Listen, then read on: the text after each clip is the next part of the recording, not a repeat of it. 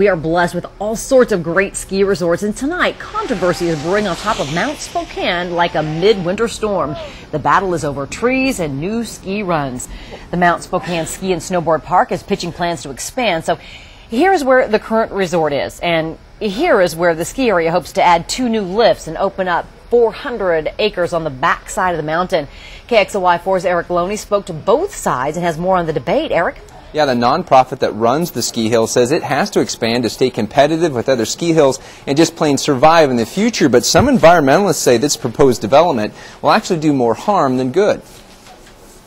There is little argument that Mount Spokane Ski and Snowboard Park needs improvements. The lodges and the chairlifts are aging, but there is now a debate over where those improvements should take place. The nonprofit that runs the ski area, Mount Spokane 2000, has proposed a master plan that includes developing the northwest side of the mountain.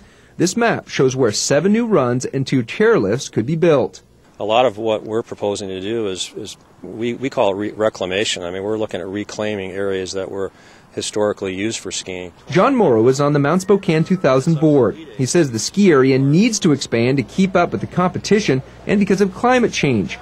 Snow on the northwest side of the mountain stays around longer because it gets less wind and sunlight. Morrow says the expansion would give the ski area a better chance of operating in low snow years, like a couple years ago when it shut down more than a month early. We could have operated on the north side of the mountain that entire season, had we had, lift accessibility back there. We shouldn't be messing around with that mountain up there. Environmentalist John Roskelley is a skier who doesn't oppose the ski area, just its plans for expansion. The money that they make should be put into the facilities they have, as opposed to trying to develop new facilities on the backside. He says removing 400 acres of vegetation and forest land for a few months of skiing is a tragedy.